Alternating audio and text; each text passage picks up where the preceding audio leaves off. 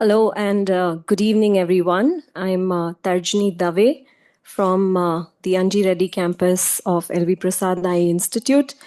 Um, I extend a very, very warm welcome to all of you today, distinguished guests, Anuradha ji and family, faculty, friends, students who've joined us today. Welcome to the Endowment Lecture. Today, we are going to have the Syamala Bhaskaran Endowment Lecture, and this series of lectures was initiated following the generous support by the Bhaskarans to LV Prasad Eye Institute. We've been having the annual lecture, and today we are very privileged to have with us Anuradha ji, who's going to delve into a very, very insightful topic.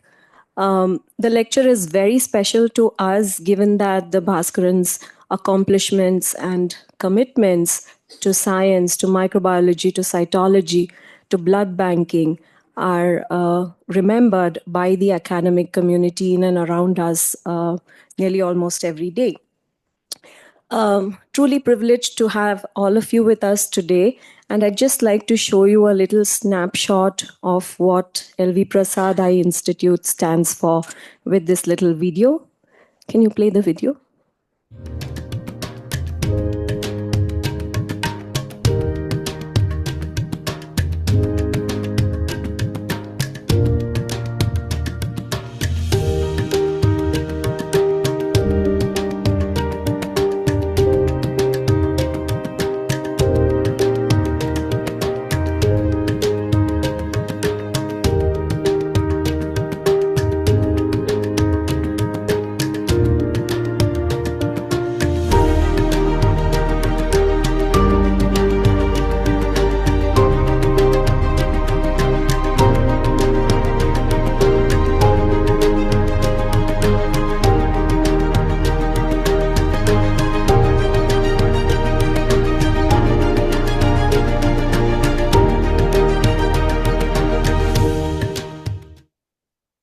That was just a small glimpse of what all of us here at LV Prasad stand for, and I don't want to take too much of your time. I'm eagerly waiting for the lecture by Professor Loya as well. I'd like to invite Soumya Jakati to introduce the endowment lecture to us.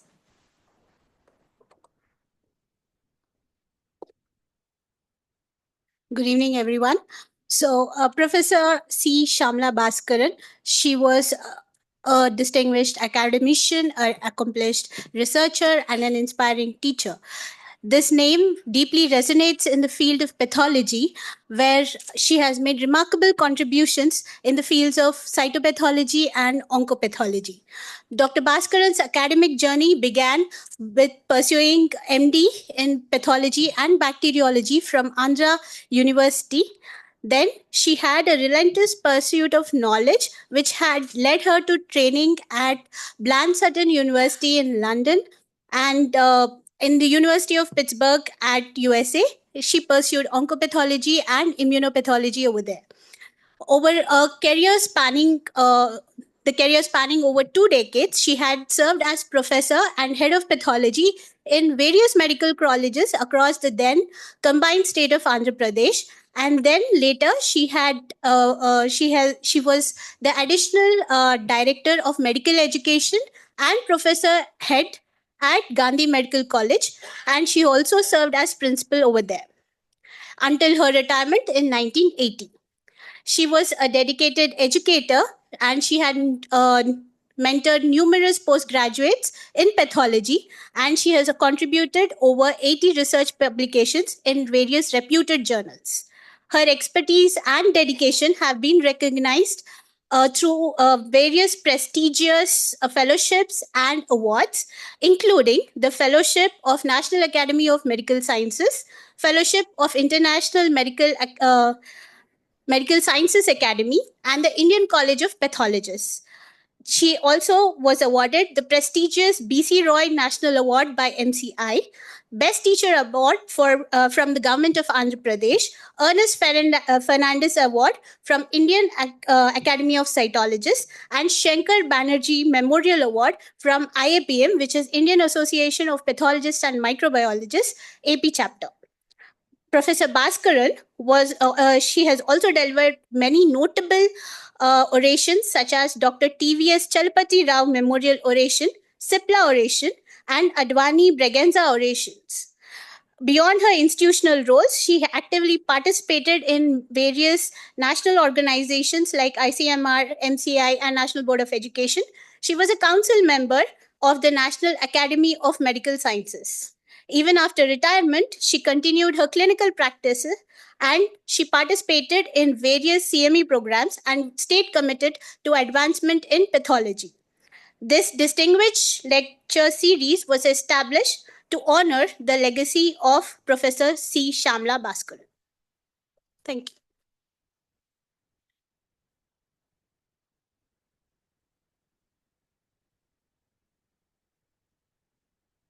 Thank you, Dr. Chakati, for giving a brief intro on the award. Next, we have, I'll request Professor Balsundram Subramaniam to please come and share about the awardee. Yeah, thanks.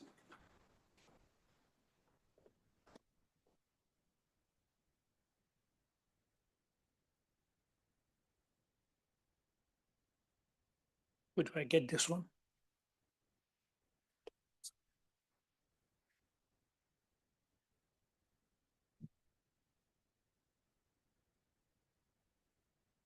I had a distinct pleasure and honor to introduce to you Professor Anuradha Lohia, who is the chairperson of the Manovikas Kendra, Kolkata. She's a leader in scientific research and education in India. She's an eminent molecular biologist who has made seminal discoveries in the field of infectious diseases. During her tenure at the Bose Institute, Kolkata, she had collaborated with leading scientists in USA, Germany, and Singapore. She has received the prestigious Rockefeller Biotechnology Career Fellowship and is an elected fellow of the Indian Academy of Sciences, Bangalore. In the year 2001, she received the National Award for Young Women Bioscientists. In recognition of her scientific acumen and leadership, Anuradha was appointed as the first CEO of the Indo-British organization, the Wellcome Trust DBT India Alliance in Hyderabad of Anuradha. And she used to come over here to talk to us, and we used to go over there and bother her about possible grants and things of that kind, which was given actually. And then she went on from there to serve as the Vice Chancellor of the Presidency University, Kolkata, the one that has had distinguished alumni like J.C. Bose and people like that. And she was there for 3 consecutive terms for 9 years. With her experience both in basic biology, molecular biology, genetics, and her particular interest in looking at the cerebral aspects and possible applications of these to children who are really handicapped in a variety of manner, neuromuscular and neurogenetics and so on. And she has now used this knowledge of hers at the institute. After she moved from the Presidency University, she took full time to come over as the chair of the Manovikas Kendra, Kolkata, and has set up laboratories, scientifically driven diagnosis and personalized therapies for children with special needs. In addition to her contributions in science and education, she is deeply committed to the promotion of performing arts. Again, several of you know, at one time, when she was hardly 40, I was the director at that time of CCMB and said, people below 40 are welcome to come over here, but you have to do something. She said, yes. And she danced kuchipudi. Can you imagine doing that? And I think our friendship has gone on from then on and so on. So she has been a classical dancer herself.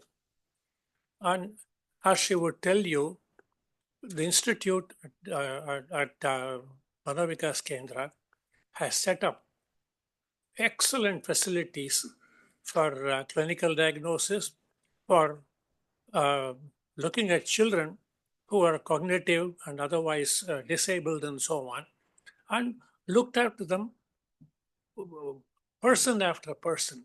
I think this is very important.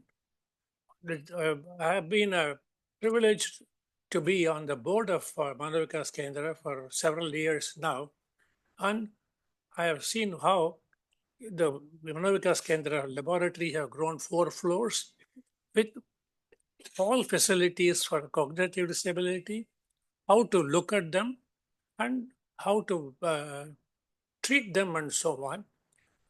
And full-fledged laboratory with the help of her daughter, Madhura, who herself is a geneticist. So we had this wonderful combination of genetics, cognitive science, neurovascular disorders, and so on. And all these 4 laboratories, 4 floors of the laboratory at Manovikas Kendra, I invite on behalf of the Manovikas Kendra, all of you to go visit there. And today, there was not enough time for Manovikas Kendra chair, that is Sandra Lohia, and also Madhura, as well as their Mr. Arun Lohia, who has been really a great admirer and also supported the facilities all these years and so on. This, I think, is so that we have this triology of the 3 people getting together. And as I said, today they just didn't have enough time to look at floor after floor, although they did look at some of our groups and so on. So we hope that you will again visit us in the coming years, and we will visit you in the coming years. Thank you very much.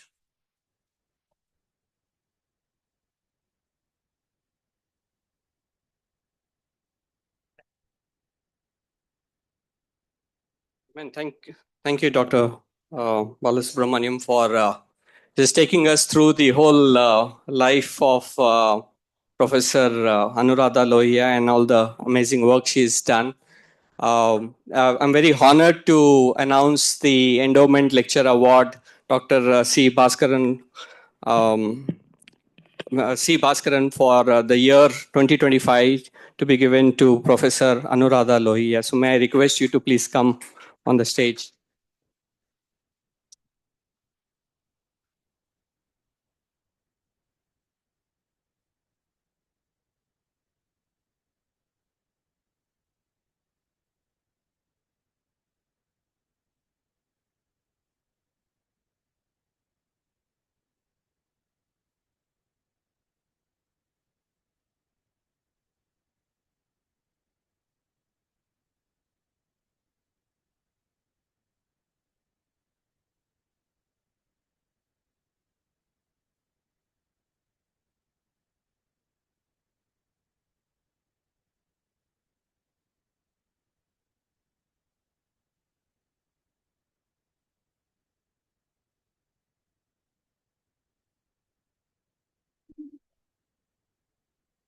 Before I invite Professor Anuradha Lohia to share about today's lecture, I'll request the AV to play the video so that you can, like Professor Balu had mentioned, that you should all come to Manovikas Kendra, Kolkata.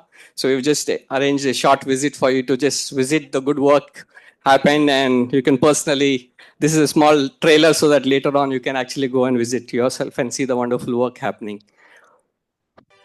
Manovikas Kendra is the first institution of its kind in Eastern India, with the firm belief that all students can grow and achieve against any odds, providing every child an inclusive environment to flourish and express oneself, and help them to explore their potential from early childhood to adolescence, paving the way for them to live on their own terms. Founded in 1974 by Dr. Sharda Fatehpuria, exploring the possibilities of development through sustained scientific intervention and consistent care, Manovikas has grown over the past 5 decades to touch and transform the lives of over 10,000 children with special needs and their families, focusing on inclusive learning in an exclusive environment. Today, her pioneering idea has created an awareness regarding the importance of mental health. Manovikas brings together experts to provide a variety of therapies and training to children and their parents. Center for Assessment and Therapy, empowering today for a brighter tomorrow. Psychiatrists, psychoanalysts and special educators at this center identify and address the needs of these children through personalized intervention programs. Center for Education, unlocking learning, lighting futures. Center for Teaching and Training, Mano Chetna, enriching every child's journey. Center for Vocational Training, crafting skills, shaping futures. Cafe Ability was started in December 2023 to provide experiential training in food and beverage services. It is a cozy corner for discussions and small gatherings. Center for Biomedical Research. The center investigates the molecular basis of various neurodevelopmental disorders. Center for Brain Function Therapy and Stress Management, harmonizing minds, nurturing balance. Center for Molecular Diagnostics, unveiling precision to empower health. আমার ছেলে অনিন্দ, ও আছে OBC লেভেলে। এখানে এসে আমার ছেলে মানে আগের থেকে প্রচুর ডেভেলপ হয়েছে, যেমন ওর সিটিং স্প্যানটা অনেক বেড়েছে, ওর পেশেন্সটা অনেক বেড়েছে। এখানে এসে ও রিসাইটেশন করতে পারে, বিভিন্ন অনুষ্ঠানে ও সোলো পারফরমেন্স করে। Manovikas is the only institution of its kind with an array of services from assessment and therapy to scholastic education and vocational training, while conducting scientific research and providing state-of-the-art modern interventions under one roof. Manovikas Kendra works towards creating a just and better world for all children.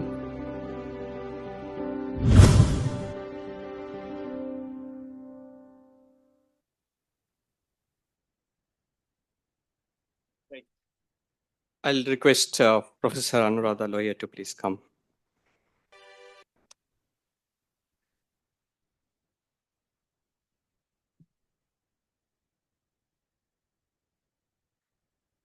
Never felt so humble. It's one thing to give a lecture. It's one thing to come home to give a lecture. LV Prasad has been, this our institute has been an inspiration since Balu first invited me here in 1998 or 99. As fascinated by what you people have done. The translational approach, the concept of taking right from the patient to the bench, laboratory bench and back. You're unbelievable. If we can come even slightly close to you, I never hope to do that in this life to become like you, but if we can emulate you even slightly, we'll have succeeded. So you are the inspiration, LV Prasad. And every time I come, there's something new, new faces, lovely, bright research happening. And I know my research friends are waiting to grill me like I'll grill them. So I'm quite terrified of them, but I'll soldier on. Always happy to feel welcome here. LV Prasad, thank you. Thank you for having me over. I'm your own, and you've just bestowed a award on me. It's difficult. Thank you so much. I'm going to talk to you today about Manovikas Kendra, which I am privileged to be a part of. I remember in 1974, when it first started, my mother asked me, she's the founder, to teach dance there. I went for only 1 week and I couldn't bear it. The emotional burden was so difficult and I was just in college. I think I ran away and became a scientist. So it is my duty to return there after my science journey has matured. So Manovikas is dedicated not-for-profit institution. It provides rehabilitation, inclusive education, and vocational training to neurodivergent children for the last 50 years. Our mission has been that no child left behind, and the word impossible is spelt differently in Manovikas. Vision is to explore and develop to the fullest the potential that each one of us has. I want to highlight Shalmali here. She had learning difficulties because she had asphyxia at birth, and she still has learning difficulties. But she joined Manovikas for giving her school certificate exam at the National Institute of Open Schooling and vocational training. And she also went on to train as a swimmer. She's a very strong, very athletic girl. She went on to win the gold medal at the Special Olympics in Dubai. I made the mistake of introducing her to someone and said, Shalmali's got a bronze. She tapped me on the shoulder and said, ma'am, gold. This is our leadership at Manovikas. My mother, Dr. Fatehpuria, conceptualized it at a time when people didn't know what was autism or ADHD or Down syndrome, and children with special needs were classified as untreatable. But she had the courage of her vision. She set up Manovikas Kendra, and these are very big shoes to fill, but the rest of our team is trying very hard. Our director, Dr. Mrs. Amita Prasad,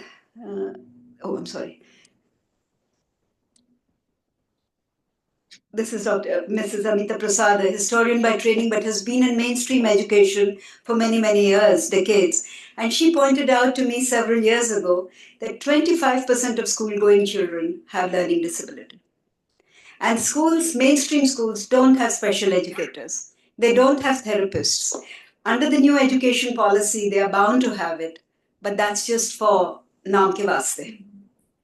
My daughter Madhura has joined us as Dean of Research and Development after her career in studying cell adhesion and she ran Bangalore Genie for a few years, came back to Calcutta thankfully, and is now involved in research and development. Swagata Sinha is our head of the Center for Assessment. She is a clinical psychiatrist. Kanchan Mukhopadhyay is our research scientist and director of the research unit. You have with us the senior most teacher of Manovikas Kendra, which is Shraddha, who is sitting in the audience today, and I dare not look at her. And so you see, we have a very deep connection with Hyderabad. Shraddha is from Hyderabad, but she's ours, so she is from Calcutta. Rinku Gain is the principal of the school unit. I'm really bad at this. And Mova runs the National Institute of Open Schooling. So Manovikas has these departments centrally. One is the Center for Assessment and Therapy, Center for Biomedical Research and Diagnostics, Center for Education, National Institute of Open Schooling, Center for Vocational Training, and Physiotherapy. So the Physiotherapy Center we run as a service to anyone and everyone. We have our own physiotherapy unit for our children, but we also have one for the public. So the first stop to any parent who comes to Manovikas is at the Center for Assessment and Therapy. It's a gateway for specialized analysis, personalized therapy programs for individuals with special needs. Our team of psychiatrists, psychologists, special educators, pathologists, and OT, occupational therapists and physiotherapists collectively provide a diagnosis which we put on a very nice electronic health record system, which is designed for us by a bioinformatician, a young man called Arjun Gupta, who has now started his own company. We were his first customers, and has devised a very, very user-friendly electronic health record. And I promised I'd introduce him to you, so I'll certainly give the contact about him. A Center for Education is what my mother had started with, and this caters to the educational and functional needs for children with intellectual and developmental disorders and other learning disabilities. Now, we are registered with the Government of India for the National Institute of Open Schooling. As you know, it is one of the most successful schooling system for children who cannot complete their degrees in the biological age time that most school children do. And the curriculum is very flexible. So the child can take up music for his curriculum, or he can take up swimming and get a degree. But basically, the degree means this, that they can go out and apply for a job. They are not illiterate because our system recognizes a certificate or a degree. Can we move that slide? So, at the center of vocational training is where all their skill sets really flower. We have amazing. COVID taught us, I was just sharing this with Dr. Garg, that COVID taught us that our children are fantastic with multimedia designing and computers. When it was a lockdown, we thought, what is going to happen to these children and their parents? How are they going to be able to survive even the home environment? Every single parent, and we made sure they had smartphones, put their child on the smartphone, and all of our dedicated teachers had classes like there was no COVID.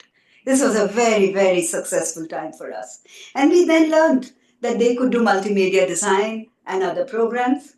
They are fantastic musicians. So we have the Tal Tarang of Manovikas Kendra, which is invited all over the city at any given conference or program, and our wonderful drummers are all over the place. Similarly, the dance program that you see, which is done annually, and this is the one which is conducted by Shraddha, who's sitting here. The Ability Cafe was, I must proudly tell you that the name was designed by Madhura, because the spelling, the ability, and making them able is what we do. So here you see them in the kitchen baking, and then that food is served to the restaurant, like in the cafe. Now we come to the Center for Molecular and Biomedical Research. So after the clinical diagnosis, molecular biologists confirm genetic, chromosomal, or proteomic abnormalities. In 1999, I approached the Department of Biotechnology and I said, would you give us a setup grant and can I do this in Manovikas Kendra? And the answer was, of course, no. We don't support NGOs. So thankfully, Manju Sharma was at a conference and she had some free time. So I said, Dr. Sharma, you sure you won't support NGOs? She said, let me see your institution. And one visit, and she said, send the grant. So we got the grant and, we are here today.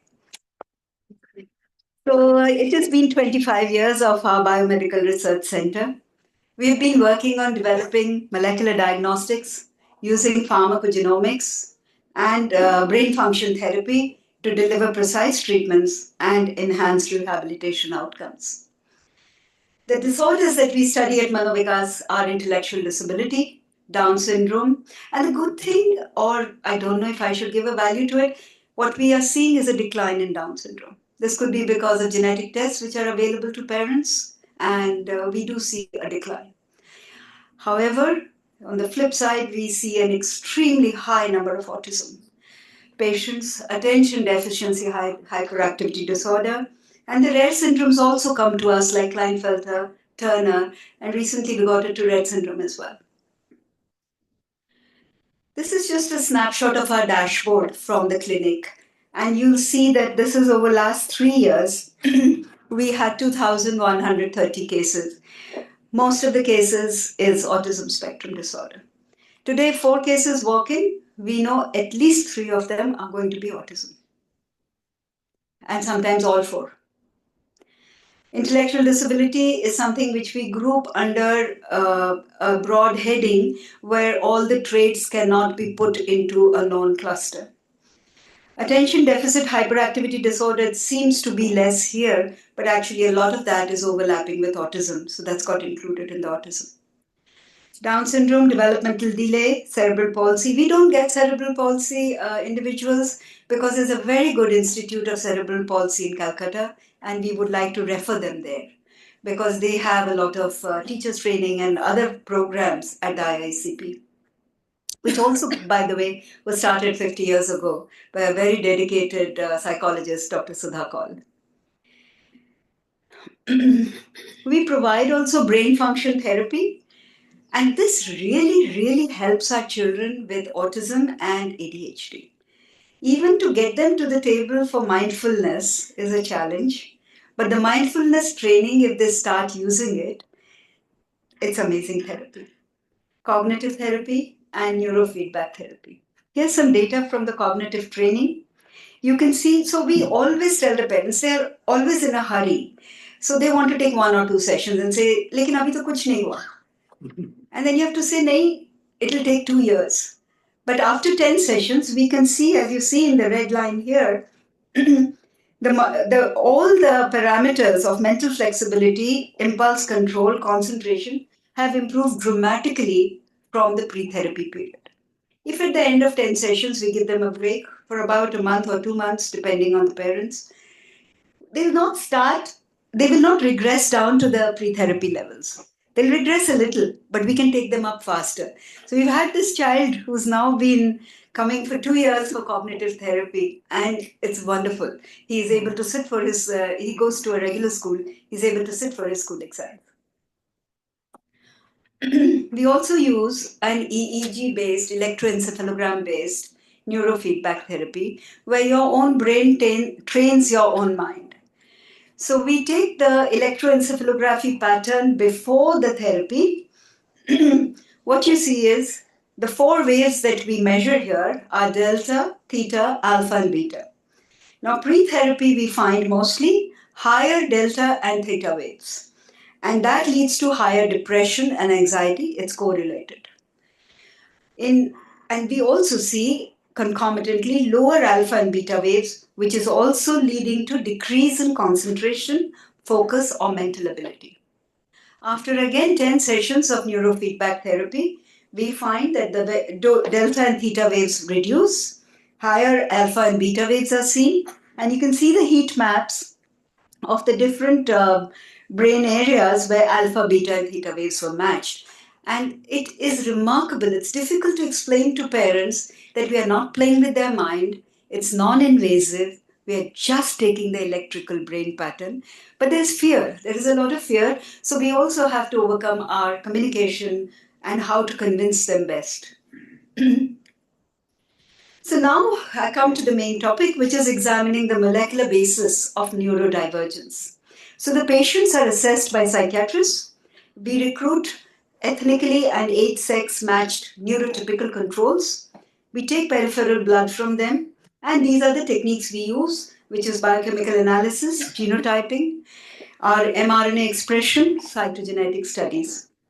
I'm only going to talk about one small part of this data today, and I'm going to compare the 2 main disorders, autism spectrum and attention deficit hyperactivity disorder.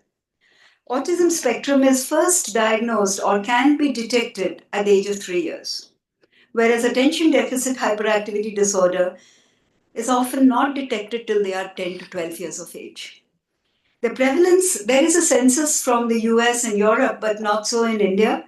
But our data is showing that the prevalence is as similar to the US data. ASD is about 1.85% of the school-going children. And worldwide, and in India, there is not a complete census, but a quote in one of the papers, it's 1.12%. Worldwide, for attention deficiency, 5 to 8% of school-going children. 2 to 2.5% of adults. From the cases we get at Manovikas Kendra, we are seeing 6 to 11% of children have ADHD and 5% of adults. I want to tell you an interesting story here. Parents bring their children, and we often find, not often, but sometimes find, the child doesn't really have a problem. One of the parents has ADHD, and the child is actually copying that parent. And when we point this out to the parent, there is complete denial. They won't accept it. And we don't see them again. But this is the sad truth of what happens. And these are the techniques we use to assess ASD and ADHD. So for all the biologists and doctors here, you can see it has a very, very complex etiology. Epigenetics is involved. There is copy number variation, genetics and environment, whether it's toxins, pollution. Actually, Soumya Swaminathan came over and showed us a direct correlation between increase in pollution and autism. They have data worldwide. There's a lot of changes in single nucleotide polymorphism, many genes which don't seem to be really connected, but many genes are altered in ASD and ADHD. And of course, when puberty hits, sex hormones are also involved. We started looking at neurotransmitters because these are the chemicals in your blood which are ultimately going to control your mood, your behavior, your physical health, and mental health. And this is just a cartoon taken from one of the reviews, which, if you read the last line, is important. There is a balance between excitatory and inhibitory neurotransmitters, which is crucial. So it's not that one increases and the other decreases and then all this you can identify. No. It is a very complex regulatory network where you can see that these are the 6 main neurotransmitters. But these neurotransmitters don't always act positively or negatively. And they affect other neurotransmitters in a very complex manner. So our main challenge is to identify a specific biomarker for diagnosis and therapy, looking at the complexity, whether you look genetic association, mRNA expression, whether you look at neurotransmitters, you look at vitamins in the blood. It's very complex. It's not any one causative effect. Or we could not identify one causative marker which can be used for assessment. So let me give you a little data about autism spectrum disorder. The most two of these neurotransmitters that we study are dopamine and GABA, gamma aminobutyric acid. So ASD patients have low dopamine, and there is a lack of balance in the excitatory inhibitory transmission of GABA. So our data shows that higher GABA was associated with lower dopamine norepinephrine in ASD patients. And you can see the data here as standard statistical significance. We then did the specific nucleotide variations and the SNPs. And we saw that in dopamine transporter DAT1 in the intronic location, ASD patients had higher frequency of some of the alleles as in another location in the dopamine transporter. Similarly, in the GABA receptors, we see different alleles which are higher in ASD patients. We then asked if there is a difference in expression of these genes. And while there are decreased expression of dopaminergic and GABA receptor gene system, one GABA gene is upregulated, and that GABA gene controls the dopaminergic system. This is we believe it is hypothesized to control the dopaminergic system. It is localized on dopaminergic neurons, and if it's overexpressed, it recruits more and more GABA, which leads to inhibition and does not allow dopamine to enter, so the reward function is not there. Now, this was proved in knockout models in a study in the United States. So we propose that the role of GABA and dopamine is that increased GABA inhibits dopaminergic signaling via the GABA3B receptor. This hypodopaminergic state causes loss of reward function and behavioral impairments. We also looked at serotonin, and we have seen that ASD patients have lower serotonin in their bloodstream, in the plasma. The correlation there was that the serotonin transporter is overexpressed, which takes up the serotonin from the bloodstream, pushes it into platelets. When the child or the individual has lower serotonin, he has increased repetitive behavior and irritability. Psychiatrists give them SSRIs, the selective serotonin reuptake inhibitors. So that allows serotonin to increase in their blood system and their behavioral issues is reduced. I'll take you to a snapshot of our attention deficit hyperactivity disorder. Again, we studied two neurotransmitters here, serotonin and glutamate, and lower levels of both lead to depression, anxiety, impulsivity, and lack of concentration. So we again did an entire spectrum of analysis with the genetics, quantitative trait analysis by genotypic and phenotypic studies. We did expression of key genes in neurotransmitter pathways, case control analysis of neurotransmitters, and we also looked at parental transmission, whether they were transmitting mutated alleles. We also have studied now, from pharmacogenomic point of view, what is the patient's response to the medication he's being given. So this shows to you that patients who have altered or derived alleles for serotonin transporter and the glutamate receptor 7, they showed higher ADHD trait scores. On your y-axis, we are measuring the ADHD trait scores for these children. And we see that these genotypic variations lead to increased ADHD trait scores. And again, serotonin transporter expression was increased, as we had mentioned, along with a reduction in all other glutamate receptor genes except, the serotonin receptor was increased, expression was increased, but all the glutamate transporter were reduced. When we checked their blood levels, we found there was surprisingly not much difference in the serotonin levels, but the glutamate levels were significantly reduced. So our previous analysis in ADHD patients revealed lower glutamatergic signaling, reduced dopaminergic signaling, and that was more at-risk genetic variants. So based on this data, our team hypothesized that the hypodopaminergic condition could be due to lower glutamatergic signaling. Again, this leads to dysregulated executive function, behavioral impairments. To validate our hypothesis, our new paper, which is going out soon, we have analyzed the influence of dopaminergic, GABAergic, and glutamatergic systems in the etiology of ADHD.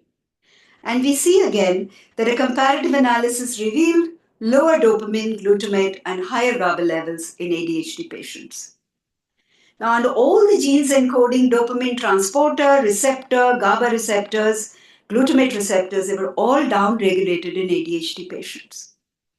So our studies confirmed our hypothesis that an interactive influence of dopamine, glutamate, and GABA exists in ADHD patients. So lower expression of GABA receptor and higher levels of circulating GABA deregulates, so the balance is gone of GABA signaling. This leads to reduced dopaminergic signaling, loss of reward function, and dysregulated motor functions as well, behavioral impairments. So we then asked, the psychiatrist is prescribing a drug to the ADHD and ASD patients. Is it being metabolized correctly in all patients, or is it different? Now, the main enzyme which is responsible for metabolizing the drugs is CYP2D6, a cytochrome P450 2D6. So it generally metabolizes drugs used for treating psychiatric disorders. We found that functional CYP2D6 genetic variants, if an individual has 2 copies of the normal allele, he's a good metabolizer. He metabolizes the drug well. If there are 2 copies of mutations in the alleles, he's a very poor metabolizer. And if there's greater than 2 copies of the normal alleles, he's an ultra-fast metabolizer. So the dosage of drug has to be adjusted according to his genetic profile. We need to know how many alleles and if they are wild type or mutated before we give the drug to the patient. And this data showed that patients with derived alleles of CYP2D6 had higher ADHD trait scores. So normally the pharmaceutical medication given to ADHD patients at Manovikas Kendra is in the urban areas, the patients who are less than 10 years, we give them methylphenidate, and for 2 months we give them at a dosage of 0.3 milligram per kg of body weight, and then double it for 4 months. And in the rural area, since this drug is not available without prescription, we give them atomoxetine, but we only give them, it's a hepatotoxic drug. So we only give them after they're 10 years old. And our data showed that this treatment works. The ADHD traits went down after treatment with methylphenidate. So it's a good drug to use initially. But we also saw that patients who had wild type variants of many of these gene clusters, respond better to NPH. So wherever you see the first bars are the wild type variants, they had better response to the drugs. So our data suggests that targeted pharmacogenomics-based therapy can provide personalized solutions for ADHD and ASD patients. Genetic and neurotransmitter analysis allow psychiatrists to prescribe a suitable dosage. Because all these drugs have terrible side effects. Parents get very worried. The children have put on weight, puberty is delayed or accelerated. There's so many problems. We also provide brain function therapy to these patients based on individual needs, which I showed you earlier. And by the way, we found this brain function therapy to work very well in normal adults. For example, people who work in corporates who are burnt out, scientists who are always in the lab, they need treatment. Brain function therapy, come to Manovikas, we'll give you neurofeedback. Yeah? It really works well. And these are some of our publications in the last few years, and our team has done extremely well. And I used to love this about LV Prasad research team. With very limited funding, with really, it's almost like you can't live and you can't die, that kind of funding. So little, but we still managed to publish in high impact journals. So it's a very proud moment to share this with you. And the work in progress, we are looking at various other angles. One is the relevance of carboxylesterase 1 gene. We are also looking at the oxytocin system for ASD. Chloride transporters have come up in a big way recently, and we are looking at the effect of polyphenol more as a toxic agent. Heavy metal toxicity also. You see, Calcutta, a large part of it is high in arsenic. And people who live in multi-storied buildings, there is a lot of contamination in the water. So we are looking at that as a potential risk factor for neurodevelopmental disorders. We are also writing our paper on neurofeedback and cognitive training. And believe me, I think this is going to be very useful for me to spread the message that you don't need to take medication always to calm your brain down. Severe anxiety and depression can be handled with neurofeedback and cognitive training. Emerging role of non-coding RNAs. This is a very interesting paper, and we found now mind-bogglingly thousands and thousands of long non-coding RNA which are playing a very major role in both ADHD and ASD. Globally, people are working on similar things, non-coding RNA being one of the biggest ones. They're also looking like us at the transmitters at the synaptic signaling pathway. And this is something I've been waiting to jump into, which is gut microbiota, because already there are reports that autistic patients have different gut microbiota. But there is no data from India. So we have this one little advantage. All our data is based on Indian patients coming to us. So even at places like NIMHANS, they are analyzing data which is from Europe and from USA, whereas we have with us Indian data, and we hope to be sharing and collaborating with everyone. So epigenetics, of course, neuroinflammation, immunology, and genetic variants, and of course abnormal brain development. So there's a lot of this which I didn't talk about, cortical volume being more or less in ADHD and ASD, and also in cerebral cortex, striatum, amygdala, and cerebellum. However, one of the most fascinating and troubling questions for all of us in this field today is why the male bias? If you remember one of the earlier slides, I think I'll quickly take you to it, because there's a very interesting figure there.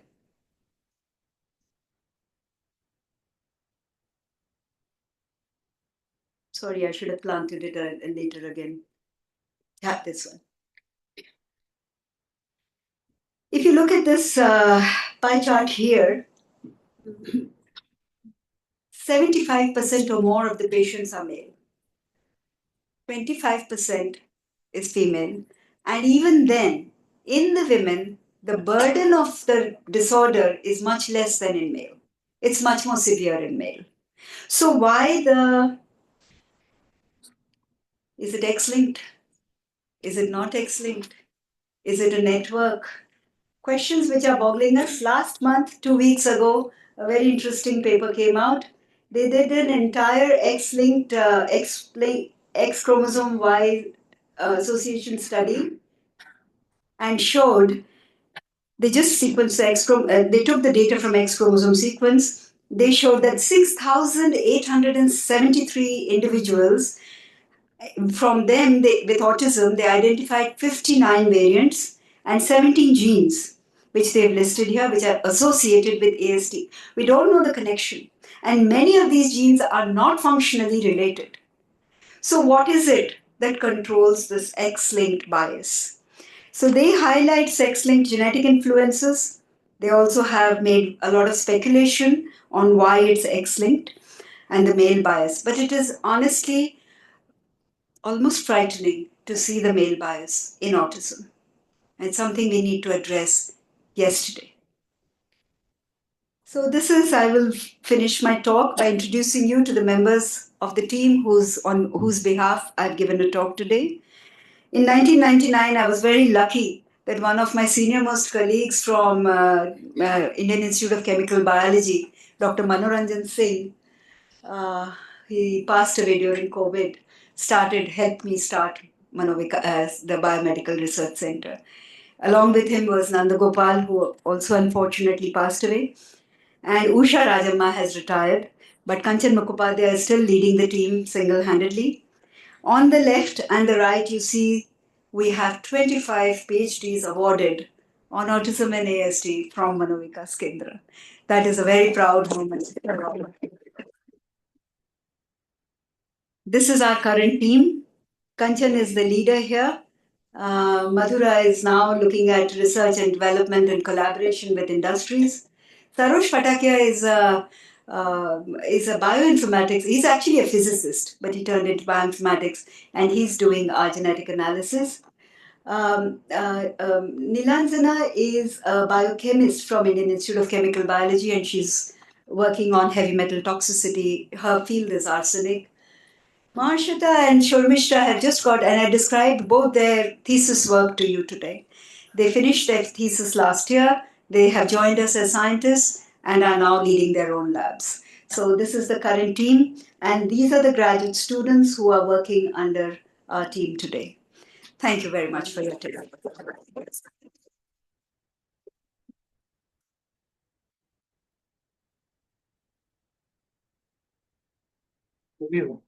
You want questions? We want them, but I Racial lecture, no, racial lectures don't don't have questions. You want to be so kind of. I was trying to say. It would be nice to have some discussion. Have some discussion, not truly the question answer, but I think Yes. the beauty of this topic is that diseases which we most often feel afraid of link it with kind of social stigma and other, but there is a science behind such diseases. While we provide support system to these individuals, there is an opportunity for us to unravel the root causes. And I think today's story exemplifies those opportunities. So thank you very much for giving such a wonderful.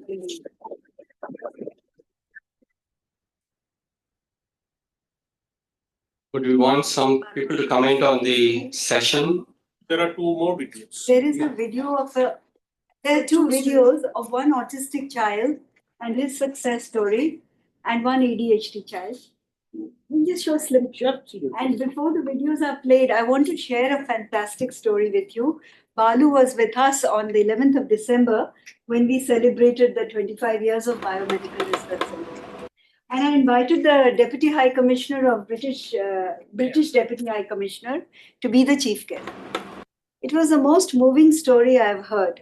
You know, when he walked in, we were all a little puzzled because he behaved a little differently. But we are used to it. So then he got up to speak and he said, I accepted this invitation in the blink of an eye because, you see, I'm a special child. Oh. And he said, I was bullied every single day in my childhood. Going to school, coming back, my mother did not accept that I was a special child. It's only when he went from junior school to whatever next level, primary school, he was allowed to take up music and maths. He said, with that accomplishment, I could crack the civil service exam, and I'm in front of you today as a British deputy. Yes. So he has offered to come and talk to our parents, because the parents need more counseling. We also do some counseling, but I want to do it now in a bigger level. Just show you a story of our autistic. This is an ADHD child. You want this one to be played first? Yeah, doesn't matter. A little bit, and we can put it off in a minute.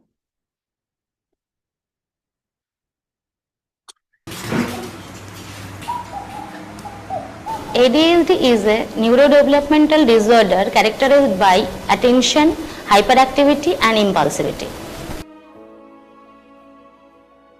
বাড়িতে হয়তো সে এক জায়গায় বসছে না, কোনো কাজেই তার মন নেই, কিছুই করতে ওর ভাল লাগছে না, তখন পেরেন্ট আমাদের কাছে নিয়ে আসেন। তখন তার একটা অ্যাসেসমেন্ট প্রথমে করা হয়, তারপরে তার নিড বেস দেখা হয় তার কি কোন কোন জায়গাগুলো অসুবিধা হচ্ছে, সেগুলো দেখে তাকে থেরাপিগুলো দেওয়া হয়।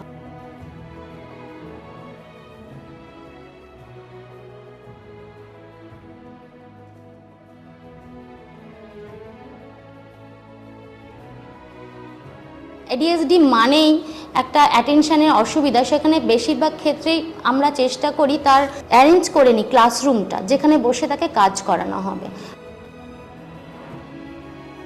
এদের এইসব বাচ্চার ক্ষেত্রে সবসময় একটা clear, short and simple instruction সবসময় দিতে হয়, আর এদের জন্য একটা ভিজুয়াল শিডিউল করতে হয়, মানে ডেলি টাইম টেবিলটা ফিক্সড করতে হয়, আর সেটা সবসময় ছবি ইউজ করে করা হয়, যাতে ওরা দেখেই বুঝে যায় আজকে আমাকে কি কি করতে হবে।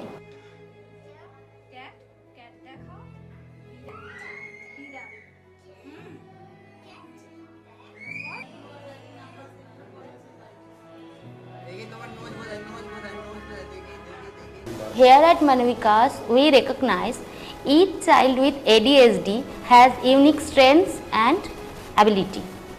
আমাদের শিডিউলে যেহেতু অ্যাটেনশনটার অসুবিধা, অ্যাটেনশন এনহ্যান্সিং অ্যাক্টিভিটির দিকে বেশি জোর দিই, যেমন অনটাস্ক অ্যাক্টিভিটি আছে আমাদের, building with blocks, puzzle solving activity.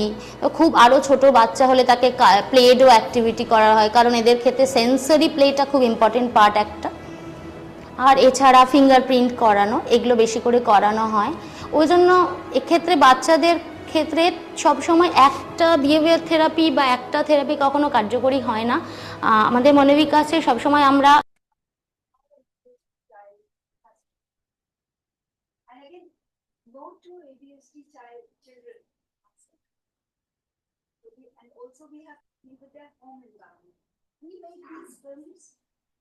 for the local population, because they will come to us with the language, and we also go to their homes, and we've taken the films at homes, we've shot the films at home also to see how they we train these parents. There are training classes, so we go to see if the parent can fulfill what we are teaching them.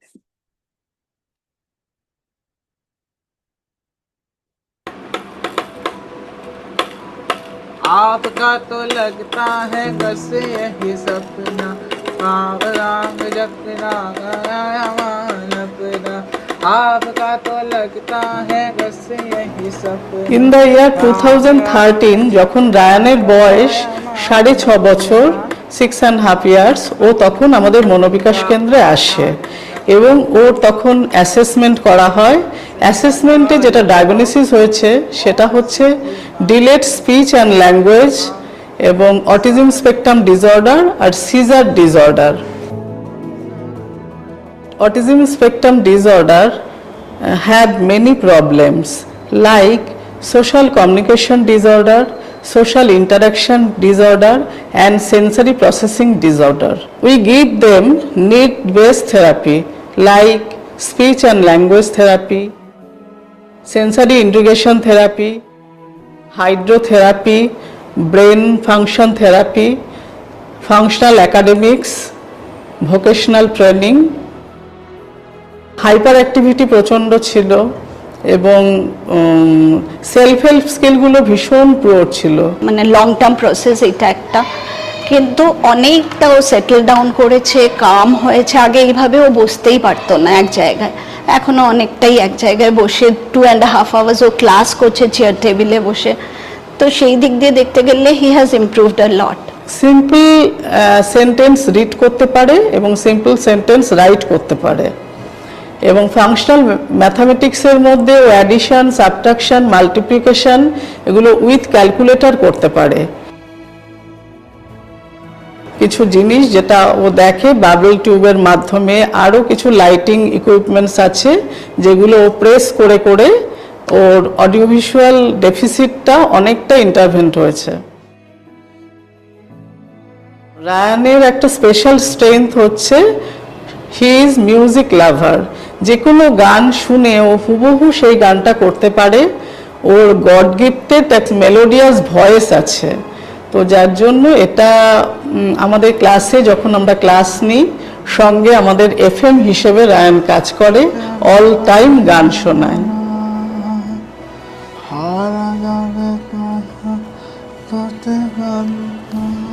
ভীষণভাবে incline to music. ওকে আমরা বাড়িতেও special music teachers আছে, plus আমি ওকে দু রকমের music, classical music plus নন classical, দু ধরনের music দিয়ে ট্রাই করছি টিচার্স দিয়ে, যাতে ও ভীষণভাবে গান ভালোবাসে। সব রকম গান, যত পুরনো নতুন, ও সব গান গাইতে পারে।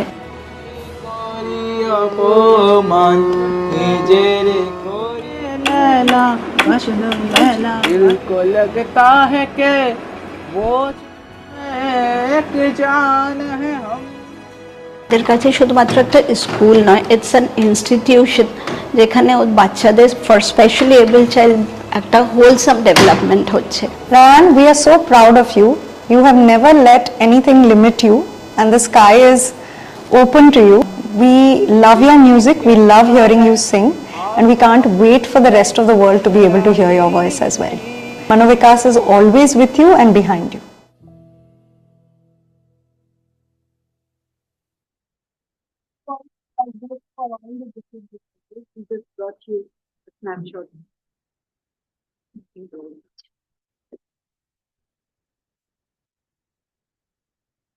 All right, all good things have to come to a close, but very mind-blowing, I think mind-opening session for all of us to hear the 5 decades of service, very dedicated, just concluded in the story of Ryan, how the parents gave the testimony of being personally involved as a whole institute to bring that one person, and with that so many people. 12 publications and many more publications in process, 3 generations involved into this, and I think probably I need a brain test as well because I wonder the men are at more problem than the women, because probably women has less thing to focus and men have to juggle between so many things. I'm sure everybody has a lot of questions to ask, but I think Anuradha, Professor Anuradha will be around us today and tomorrow as well, or on the emails. I'm sure Beulah and her team would like to get some time as well. So we are very privileged, and thank you for just enlightening with the wonderful, amazing lecture. This wouldn't have been possible without our back-end team with security, with our comms team, just ensuring that all works. We also have guests from all other campuses who also were, and friends who participated, and not to forget all the staff and the trainees and the colleagues who have joined us. So thank you so much. Have a wonderful evening. Thank you.